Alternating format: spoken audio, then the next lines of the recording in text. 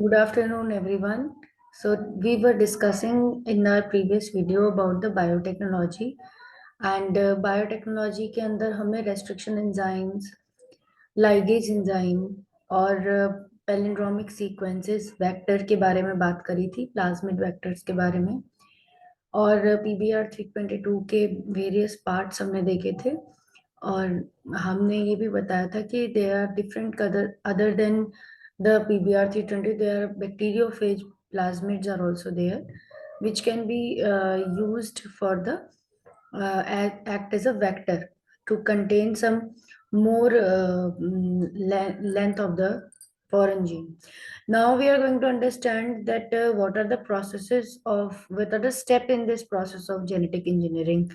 हम किस स्टेप्स के थ्रू अपना फॉरेन जीन को अपने होस्ट में भेज सकते हैं जिससे कि हम उनको फिर मल्टीप्लाई कराकर and then we can find our foreign gene product. So we will be studying about that. I'm sharing the video with you. I'm sharing the screen. This is the steps involved in the isolation of the DNA fragment. And the inserted gene is the gene of interest that need to be cloned. And this is also known as insert. Generation of a recombinant DNA molecule by insertion of DNA fragment into a carrier DNA molecule called vector. तो हमको एक recombinant DNA बनाना होता है. कैसे बनाते हैं हम recombinant DNA? Bye inserting the DNA fragment, DNA molecule, हमारी फॉरेन जीन को जब हम वेक्टर या कैरियर डीएनए में ऐड करते हैं, अटैच करते हैं, तब हम उसे होस्ट में डालते हैं, तब हमें सक्सेसफुली हमारा डीएनए पहुंच जाता है. पर जो कैरियर मॉलिक्यूल हमें यूज होता है वो हमारा वेक्टर यूज होता है.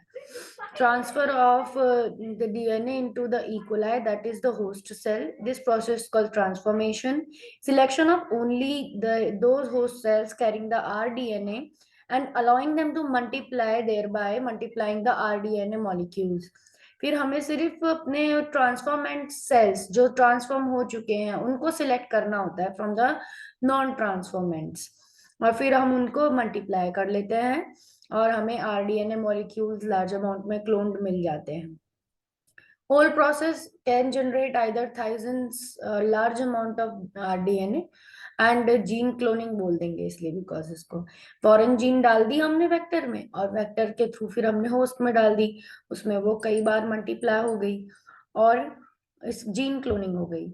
आपके बुक में भी डायग्राम बना हुआ है इसका, किस तरह से हम ऐसे हर्बर्ट बोयर ने भी फर्स्ट एंटीबायोटिक रेजिस्टेंस जीन को ट्रांसफर किया था. आप यहाँ देख सकते हो फॉरेन जीन है. आरडीएनए टेक्नोलॉजी कैसे बनाई गई है? डीएनए फ्रेगमेंट जो है वो और वेक्टर डीएनए दोनों ही सेम रेस्ट्रिक्शन एंजाइम से कट हो रखे हैं. यहाँ पर एरो इस डायग्राम में आपको दिखा रहे हैं, एरोज हैं जो कि बता रहे हैं कि ये जो डीएनए फ्रेगमेंट है, ये डीएनए फ्रेगमेंट आपकी ये इस तरह से कट करवा दी गई है, स्मॉल पीस इसका by cut with the enzyme. Cut with the enzyme is done and the same enzyme is used to cut the vector as well. और फिर ग्रीन कलर के वेक्टर में ये रेड डीएनए का पीस, फॉरेन जीन का piece add कर दिया गया है और अब ये प्लाज्मिड रिकॉम्बिनेंट प्लाज्मिड कहला रहा है. अब इस प्लाज्मिड को हम इकोलाई होस्ट सेल में ट्रांसफर कर देंगे and this process of transfer is known as transformation. Transfer हो जाएगा, ट्रांसफॉर्मेशन हो जाएगा तो क्रोमोसोम आप देख रहे हो सेल के एक्स्ट्रा क्रोमोसोमल मटेरियल के फॉर्म में ये चला गया है, ये आरडीएनए चला गया है. एंड इस आरडीएनए से सेल के अंदर बहुत सारे और मॉलिक्यूल्स ये बना रहा है, कॉपी बना रहा है बिकॉज इसके अंदर ऑटोनोमस रेप्लिकेटिंग ओराई रीजन होते हैं. हमें पता है इसके अंदर ओराई रीजन होते हैं जो इस डीएनए के प्लाज्मिड के नंबर बढ़ाते हैं, कॉपी नंबर बढ़ाते हैं. तो इससे क्लोनिंग होगी इस डीएनए की एंड जब भी ये रेप्लिकेट करेगा बैक्टीरिया तो नए अमाउंट में ये जीन ट्रांसफर होती रहेगी और बहुत सारे ऐसे आरडीएनए बनते रहेंगे. तो आरडीएनए टेक्नोलॉजी के बेसिक स्टेप्स आपने देख लिए, स्टेप्स इन्वॉल्व देख लिए. 4 स्टेप्स यहाँ पर बता दिए हमने। Tools of R DNA technology में रेस्ट्रिक्शन एंजाइम्स हमने पढ़ी थी, मॉलिक्यूलर सीजर्स, ये मॉडिफिकेशन एंजाइम्स और आरएन डीएनए कटिंग एंजाइम्स है, स्पेशल फैशन में डीएनए को कट करती हैं। अगर ये सेंटर में कट प्रोड्यूस करती है तो एंडोन्यूक्लियसेस बोलते हैं, और अगर ये कॉर्नर्स पे कट प्रोड्यूस करती है तो इन्हें एक्सोन्यूक्लियसेस बोलते हैं। कुछ एंजाइम जैसे कि आप यहाँ देख रहे हो, रिकॉग्निशन सीक्वेंस उनके दिखा रखे हैं। हीमोफिलस इन्फ्लुएंजा, हीमोफिलस इजिप्टी, ये वो बैक्टीरियाज हैं जिनसे ये एंजाइम्स निकाली गई हैं। स्ट्रीचिया कोलाई, बैसिलस अमाइलोलिक्विफिकेंस, बैम-H1 इससे निकाली जाती है। आप देख रहे हो बैम-H1 के सीक्वेंस में ये जी और जी के बीच में कट लगा रही है दोनों तरफ, 5' और 3'। ये ऐसे सीक्वेंस है जो जो 5' से 3' पढ़े जाते हैं तो सेम रीड होते हैं, GATCC, और इधर भी GATCC। ये सीक्वेंस है जो बायोमेच1 रिकॉग्नाइज करती है, GATCC, GATCC। एंड तो आप इससे कंपेयर करें, अगर Haemophilus influenza third enzyme, Haemophilus influenza की थर्ड एंजाइम्स जो है आप देखोगे, इन थर्ड उसका सीक्वेंस क्या है, AAGCTT, AA थर्ड, AAGCTT। तो AA है इसमें, GC और TT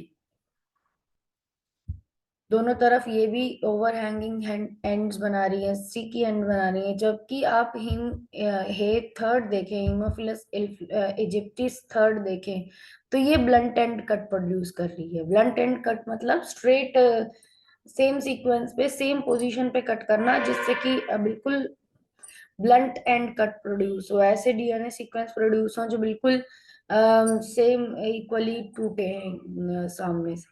और उसके अंदर क्या हम अपनी फॉरेन जीन डाल सकते हैं।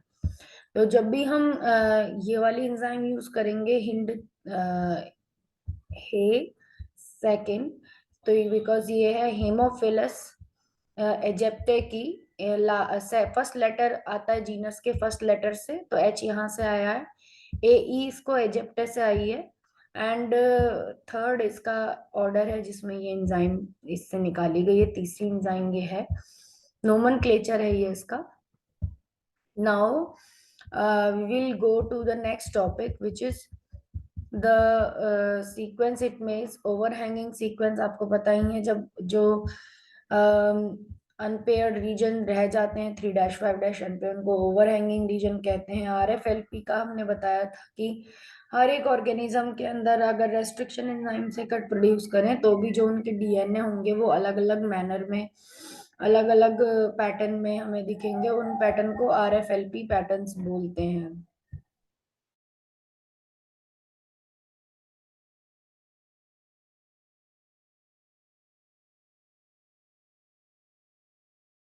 और जो एंजाइम हमें यूज आएंगी, DNA ligase, alkaline phosphatase. Alkaline phosphatase आपने देखा था कि प्रिवेंट कर रही थी अपनी सेल्फ लाइगेशन को, कहीं सेगमेंट जाकर खुद से ही लाइगेट ना हो जाएं।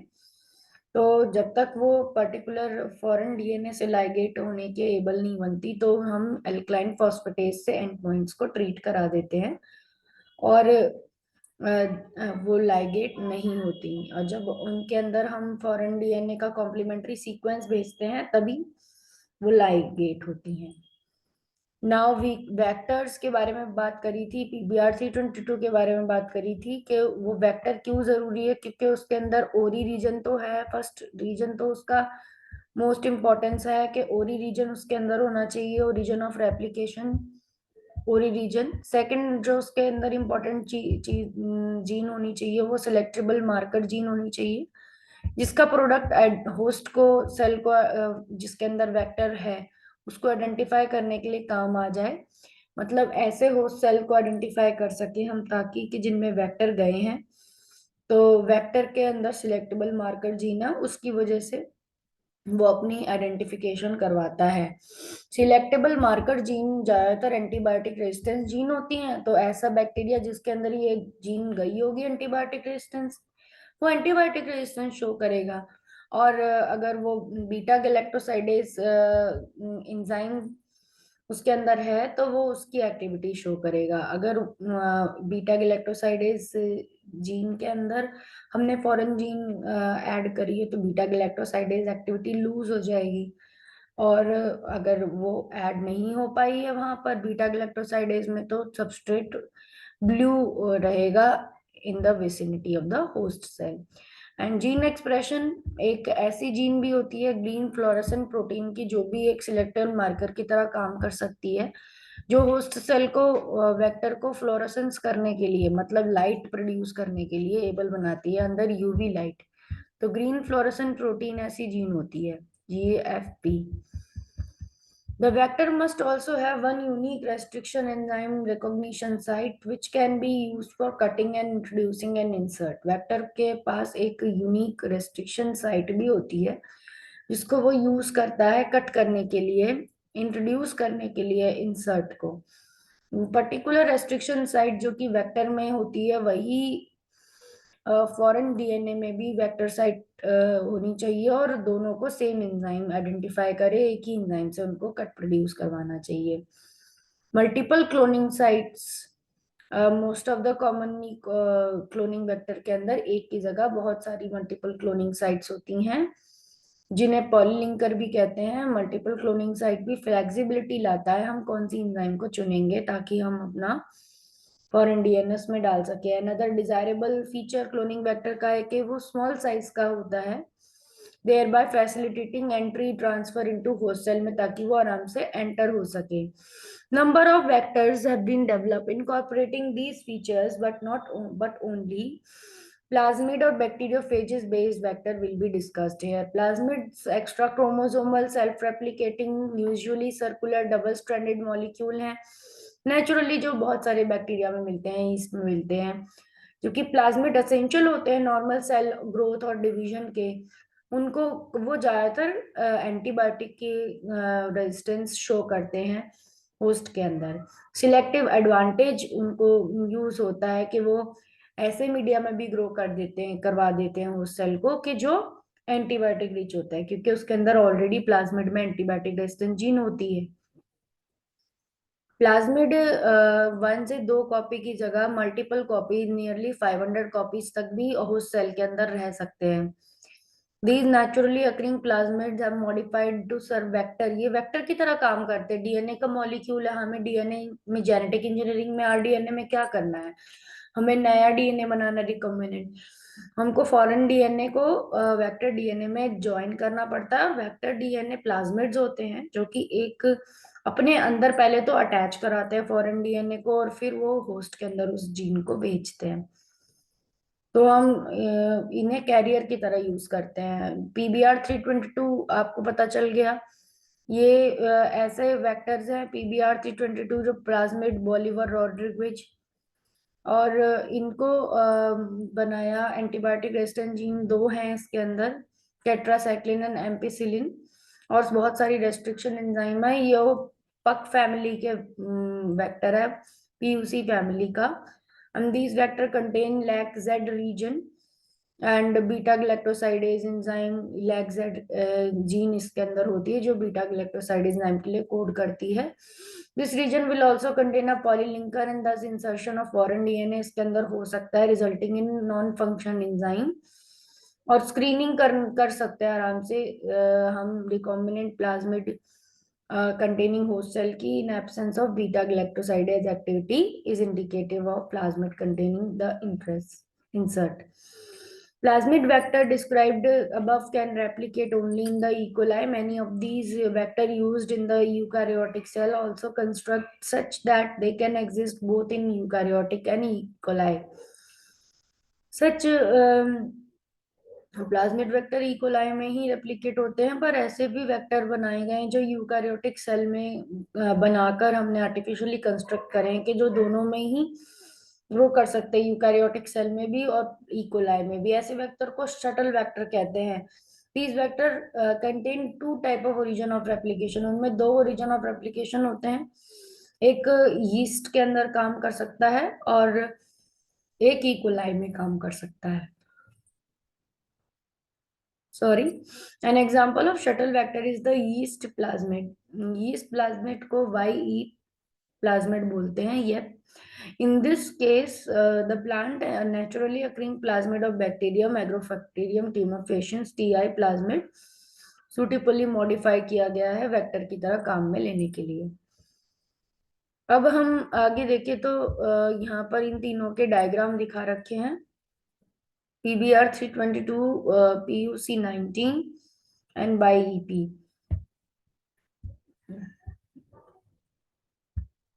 ये इसमें बहुत सारी जीन के नाम बता रखे हैं कि इनमें कौन कौन सी जीन है। रेड कलर की जो जीन है एम्पीसिलिन रेजिस्टेंस, वो तीनों में दिख रही है आपको। टेट्रासाइक्लिन रेजिस्टेंस ग्रीन कलर से आपको दिख रही है PBR 322 में। देन आपको पर्पल रंग से यहाँ पर दिख रहा है कि सबके अपने अपने ओरी हैं। एंड उसके बाद आपको येलो कलर से आपको इको आर आई की ओरी है जो PUC वाले प्लाज्मिड में है। एंड PBR में है। PUC आया है plasmid of university of California, इसको वहां डेवलप किया गया था PUC 19 को। मल्टीपल क्लोनिंग साइट इसमें होती है। YEP आपका यीस्ट प्लाज्मिड है जैसा आप जानते हो। इसमें यीस्ट हो रही है पर्पल रंग की। येलो कलर का इको आर आई भी है। तो ये शटल वेक्टर है क्योंकि दोनों में काम आ सकता है। ल्यू टू जीन सी वाईईपी में ल्यू टू जीन भी होती है, ल्यूसिन टू जीन, जो कि आपको ब्लू कलर की दिख रही है, स्काई ब्लू कलर की। एंड ल्यूसिन टू क्या करती है? It is also having a role in needed for the synthesis of amino acid leucine. Yeast cells have plasmid can grow in the medium lacting leucine and hence can be selected over the non selectable marker gene की तरह ही करती है काम, क्योंकि इसके अंदर leucine 2 gene होती है जो ल्यूसिन बना सकती है। और ये ऐसे मीडिया में ग्रो हो सकता है जिसके अंदर ल्यूसिन नहीं हो, क्योंकि ये ऑलरेडी सिंथेसाइज कर लेगी। तो discussion so far focused on the cloning a DNA fragment to sufficiently amplify it. However, goal of the cloning experiment may be produced a foreign protein in the host. मतलब हम cloning तो करवा रहे हैं पर एक्चुअली में हम multiply क्यों कर रहे हैं, नंबर क्यों बढ़ा रहे हैं इस DNA इंसर्ट का? बिकॉज हमें फाइनली तो DNA इंसर्ट से क्या करवाना है, प्रोडक्ट ज्यादा बनवाना है, प्रोटीन ज्यादा बनवाना है। तो हम फॉरेन प्रोटीन बनवाना चाहते हैं होस्ट में। In such cases, fragment containing the gene expression, the foreign protein is incorporated into the vector along with the signal necessary for transcription and translation in the given host. इसकी वजह से जो signal है necessary है for transcription translation के, वो host को दिए जाने चाहिए। Vector which are suitable for expressing foreign protein are called expression vectors. जो एक्सप्रेशन करने के लिए प्रोटीन डेवलप करे बनाए गए हैं उन्हें foreign protein, expression of foreign protein के लिए जो ऐसे वेक्टर्स को एक्सप्रेशन वेक्टर कहते हैं। ऐसा वेक्टर होता है ये प्लाज्मिड यूनिवर्सिटी ऑफ कैलिफोर्निया 19 जो एक्सप्रेशन वेक्टर है, क्योंकि इसमें प्रोटीन्स को बनवाया जाता है फॉरेन जीन्स। तो YEP आपका शटल वेक्टर हो गया, PUC आपका एक्सप्रेशन वेक्टर हो गया, PBR 322 आपका वेक्टर है, एप्लीकेशन एम्पलीफिकेशन वेक्टर है।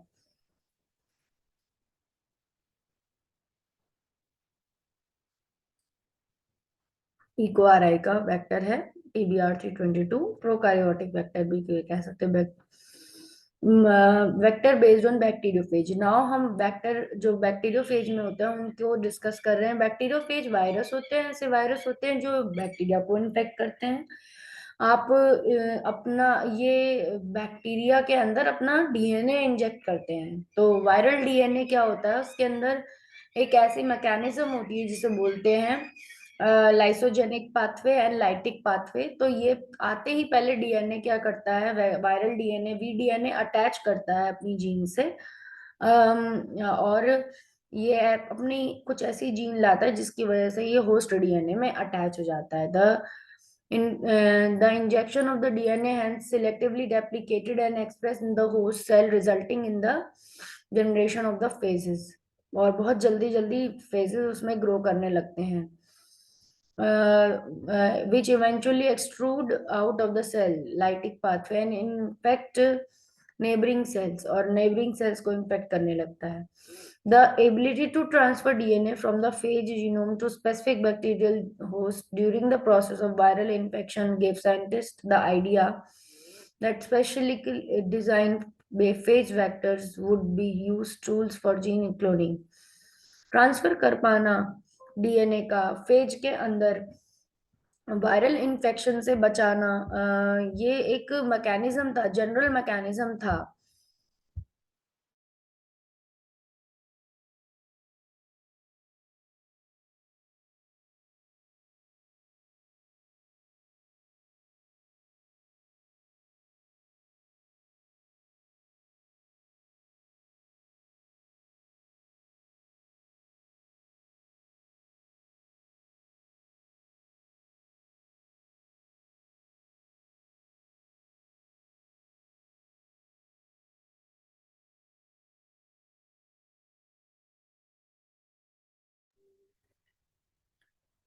So we were discussing the bacteriophage vector. The injected DNA hence is selectively replicated and expressed in the host bacterial cell, resulting in the number of pages. जैसे ही ये bacteria है, bacteria के अंदर एक phase ने attack किया, tadpole जैसा structure होता है बैक्टीरियोफेज का, वो अटैक करता है यहाँ पर, तो अपने डीएनए को वो अपने कॉलर और टेल के थ्रू वो बाहर अटैच कर लेता है अपने फाइबर से, और जो उसका डीएनए इसके हेड में होता है उससे इंजेक्ट कर देता है.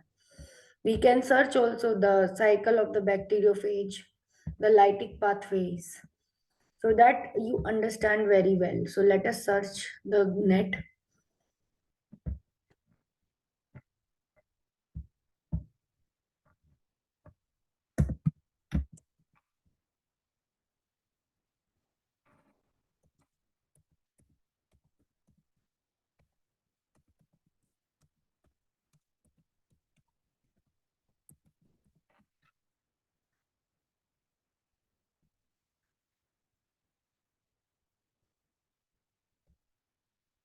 तो बैक्टीरियोफेज क्या करता है, वो इंजेक्ट करने पर अपना डीएनए उसके अंदर ग्रो करने लगता है, इन्फेक्ट करता है नेबरिंग सेल्स को, और अपना ट्रांसफर कर देता है फेज से अपना जीनोम बैक्टीरियल होस्ट में. During the process of viral infections gave scientists the idea that specifically designed phages based vector would used for genetic gene cloning.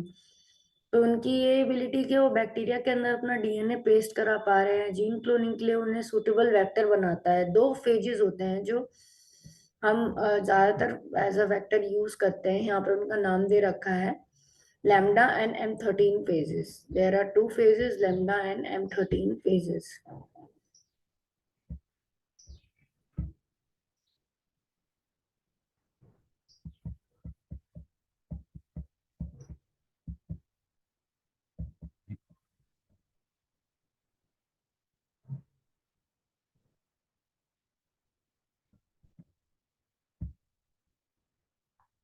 Bacteriophage lambda के डबल स्ट्रैंडेड डीएनए जीनोम होता है, और 48,514 base pair का वो DNA है, in which 12 bases on each end are unpaired but complementary.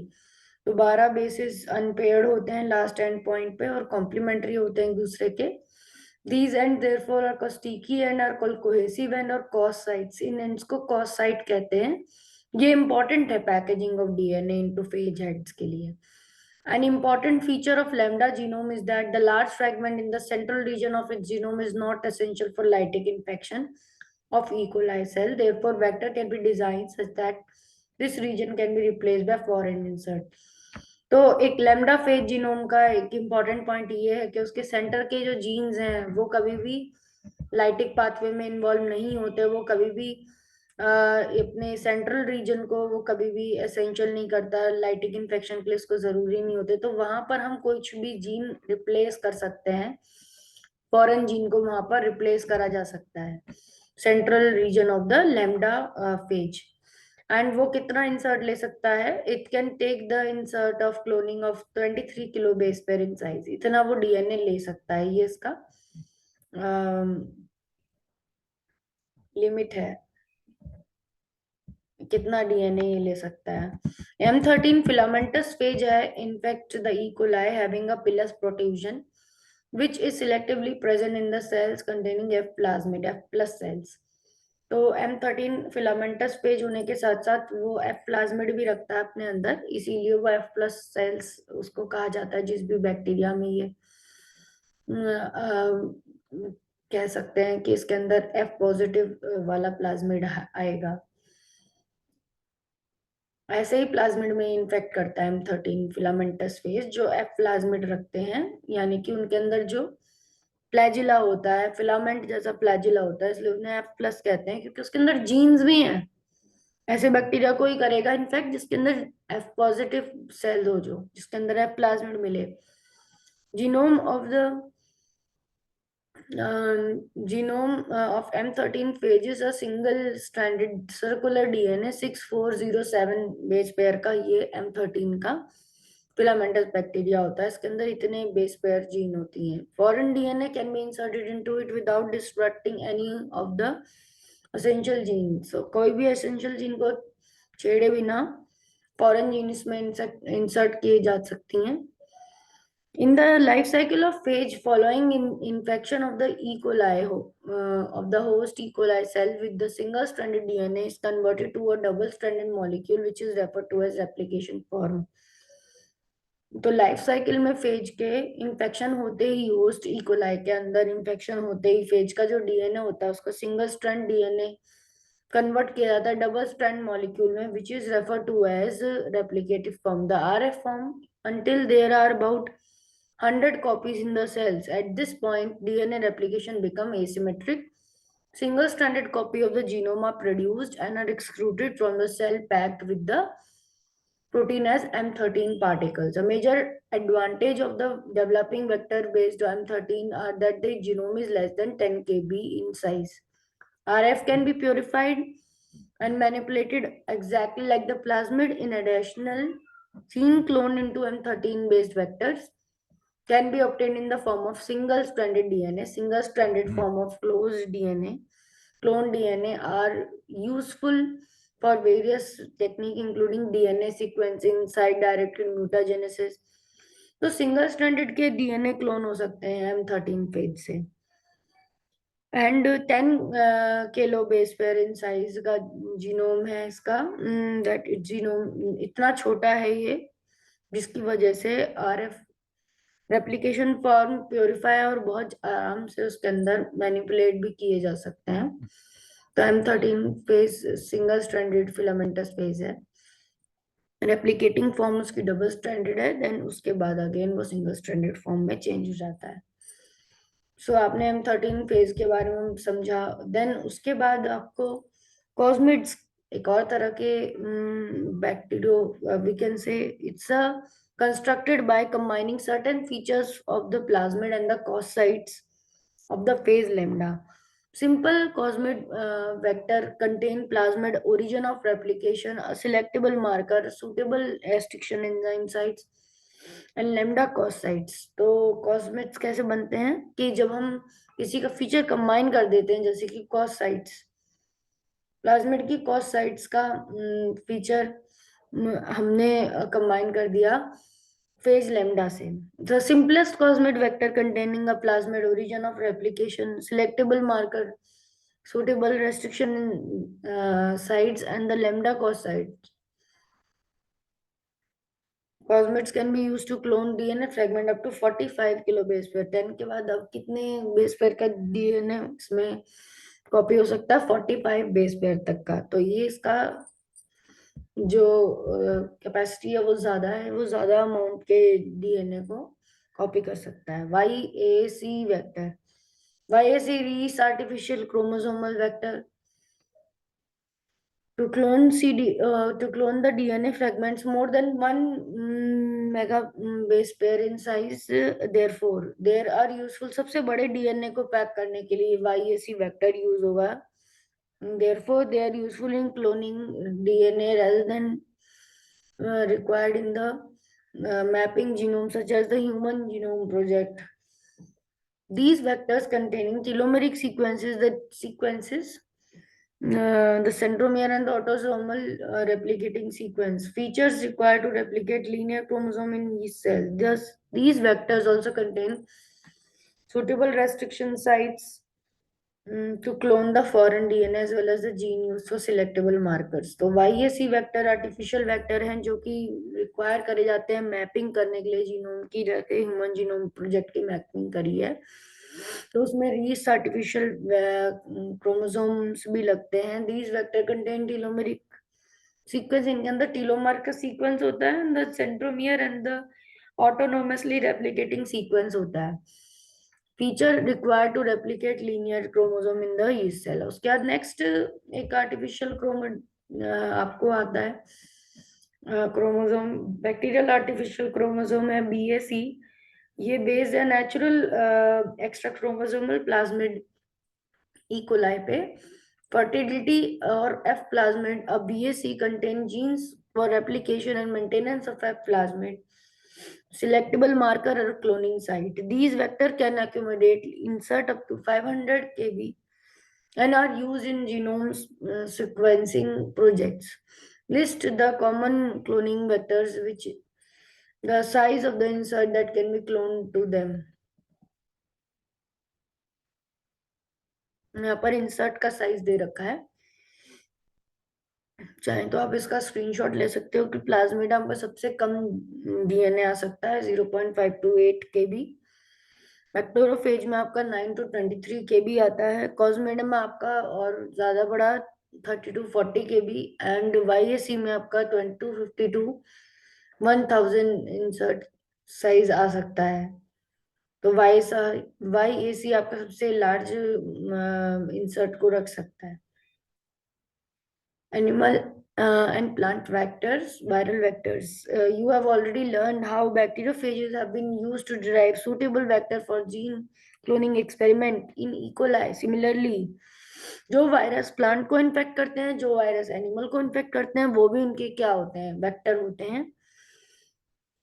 वो भी vector की तरह काम कर सकते हैं. Naturally ability of the virus, तो कोई ना कोई बीमारी करने के लिए होगा. नेचुरल उसकी एबिलिटी तो हैबिट है कि वो बीमारी करता है, पर कुछ वायरसेस ऐसे भी होते हैं जो कि आपको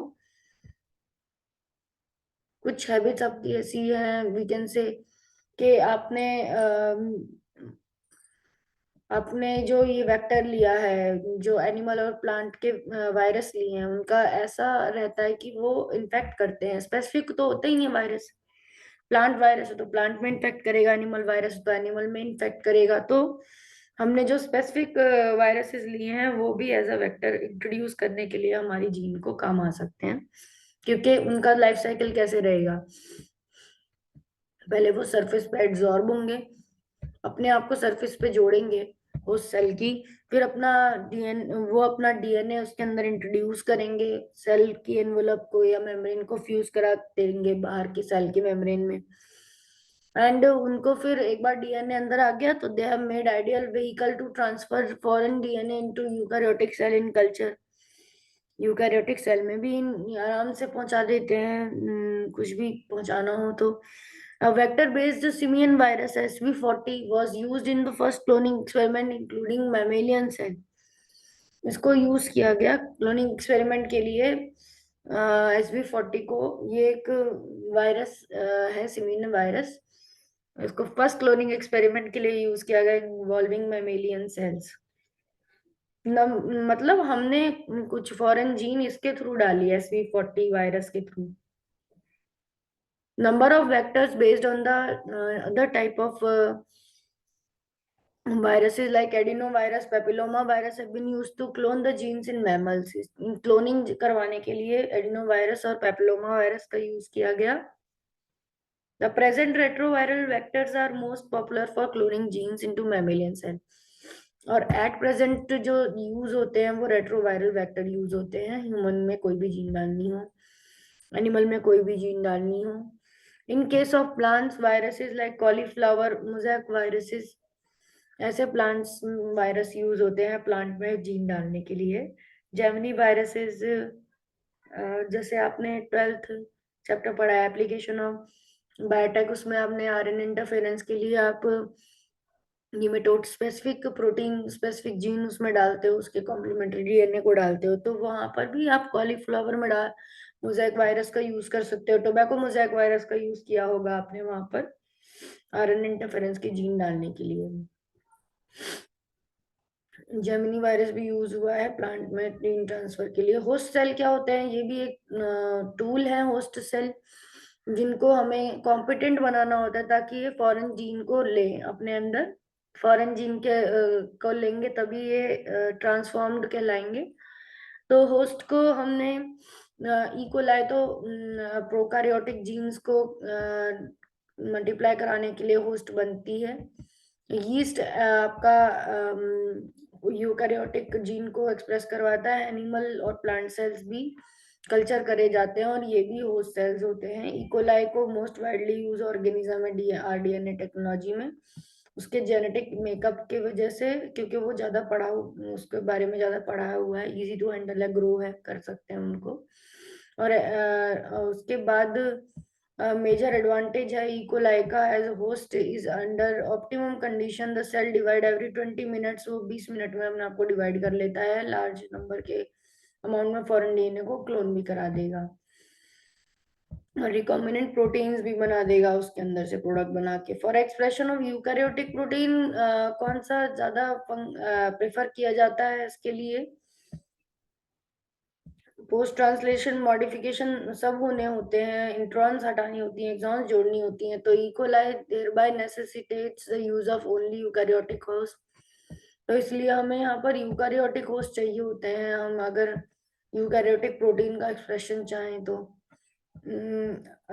Even cloned eukaryotic genes contain introns cannot be processed in E. coli, thereby necessitating the use of only eukaryotic host cells. Yeast cells use किए जाते हो। अगर हमारा यूकैरियोटिक जीन का एक्सप्रेशन हमें करना है तो हम yeast cells यूज करते हैं for functional expression of eukaryotic gene, ताकि यूकैरियोटिक जीन फंक्शनली एक्सप्रेस हो सके। Yeast are simplest eukaryotic organism, unicellular, and like among cloned or gene proteins can also be obtained from yeast culture grown in the fermenter. Yeast culture को अगर हम fermenter में grow कर लें तो हमें बहुत सारा प्रोडक्ट मिल सकता है। प्लांट और एनिमल सेल्स में भी used as a host in rDNA experiment and can be grown. Tissue culture can be used and manipulated to form whole organisms. यहाँ पर हमने ईस्ट को एज अ होस्ट देखा for the eukaryotes and E coli को देखा for the prokaryotes. RDNA कैसे बनता है वो हम स्टेप देख चुके हैं। डीएनए को, प्लाज्मिड वेक्टर को इको R1 से दोनों को कट किया है, फॉरेन डीएनए को भी और वेक्टर को भी, और फिर उनको एल्कलाइन फॉस्फेट से एक को ज्वाइन रखा ताकि वो आपस में सील ना करे, एंड देन दोनों को लाइगेज से रखा तो वो दोनों जुड़ गए। डीएनए होस्ट में डालना है तो हमें तरह तरह के स्टेप्स लगेंगे, transfection, electroporation, micro injection, biolistic method, इनसे हमारा होस्ट ट्रांसफॉर्म हो जाएगा। फिर हम आइडेंटिफिकेशन ऑफ रिकॉम्बिनेंट करेंगे, कौन से में जीन चली गई फॉरेन जीन, किस में नहीं गई। तरह तरह के हमारे मेथड होंगे जिनसे हम सिलेक्ट कर सकते हैं, ब्लू वाइट सिलेक्शन टेक्निक्स, इनसे हम देख सकते हैं कौन से रिकॉम्बिनेंट कॉलोनीज हैं, कौन सी नहीं है recombinant colonies. Replica plate method हमें काम आ सकती है।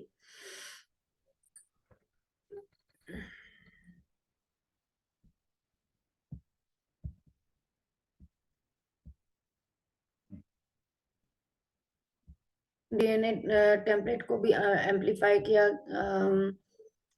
बेसिक रिक्वायरमेंट पीसीआर रिएक्शन की, पीसीआर भी हमारे यहाँ पर आरडीएनए टेक्नोलॉजी में बहुत इंपॉर्टेंट रोल प्ले करता है। तो डीएनए टेम्पलेट चाहिए हमें, प्राइमर चाहिए, ओलिगोन्यूक्लियोटाइड होते हैं जो कि यूजुअली 0 to 18 न्यूक्लियोटाइड लेंथ के छोटे छोटे न्यूक्लियोटाइड्स हमें चाहिए होते हैं, जो कि टारगेट डीएनए के दोनों स्ट्रैंड्स पे रिडैशेंट तरफ जाकर कंप्लीमेंट्री होते हैं और हाइब्रिडाइज कर देते हैं, फिर ताकि उनका एक्सटेंशन हो सके। डीएनए पॉलीमरेज एंजाइम चाहिए जो कि हमें हाई टेम्परेचर 80 डिग्री सेल्सियस से ऊपर पॉलीमराइज करा सके, थर्मली स्टेबल रहे। डीऑक्सी न्यूक्लियोटाइड ट्राइफॉस्फेट्स और बफर्स के अंदर ये रिएक्शन होता रहता है। पीसीआर की टेक्निक के आपके तीनों स्टेप बुक में दे रखे हैं कि जो टेम्पलेट डीएनए होगा उसे पहले सेपरेट किया जाएगा, उसके स्ट्रैंड 92 डिग्री पे, अबव 80 डिग्री पे देन सेपरेट हो जाएंगे, तो दोनों से दो प्राइमर अनील कर दिए जाएंगे 60 to 70 डिग्री पे, और देन अबव 70 डिग्री पे एक्सटेंशन करवा दी जाएगी, जिससे हमें नए डीएनए मिल जाएंगे। एंड देन हाइब्रिडाइजेशन टेक्निक्स हम अगले क्लास में करेंगे। आज हमारा टॉपिक था वो यहीं तक डील करता है कि किस तरह से हम आरडीएनए बना रहे हैं, कौन कौन सी एंजाइम यूज कर रहे हैं, और पॉलीमरेज चेन रिएक्शन के steps, then selection of transformants from non transformants, then आपका रहा कि method of transformation, transfection, electroporation, micro injection and biolistic gun method, और देन ये हमने समझा था। Then we are making the host cells. We have learned that there are two type of host cell, prokaryotically E. coli, eukaryotically yeast. And then हमने देखा कि अलग अलग तरह के प्लाज्मिड अलग अलग तरह के इंसर्ट साइज के डीएनए रख सकते हैं अपने अंदर। सबसे कम प्लाज्मिड, सबसे ज्यादा YAC 252,000 KB की जीन वो रख सकता है। कॉस्मिक वेक्टर्स के बारे में हमने हाइब्रिड वेक्टर्स के बारे में बात करी, और तीन वेक्टर के बारे में बात करी, YEP, yeast plasmid, PUC 18 and PBR 22। And then हमने देखा इनमें कौन कौन सी पार्ट हैं, पूरी रीजन और ल्यूसीन 2 रीजन, और देन लास्ट में हमने देखा कि स्टेप्स क्या क्या थे आरडीएनए टेक्नोलॉजी के। वहां से हमारा चैप्टर शुरू हुआ था, आज का लेसन शुरू हुआ था। आई होप आपको ये वीडियो समझ में आई होगी। प्लाज्मिड के क्या क्या टूल, प्लाज्मिड के क्या क्या इंपॉर्टेंट पार्ट्स होते हैं, मल्टीपल क्लोनिंग साइट्स और सिलेक्टेबल मार्कर जीन, वो आपको समझ में आया होगा। तो अब आप अपना चैप्टर पढ़ोगे एनसीईआरटी से, नोट से लर्न करोगे तो आपको जल्दी याद हो जाएगा। So with this, with all best wishes for your exam, and keep learning, happy learning. Thank you, everyone.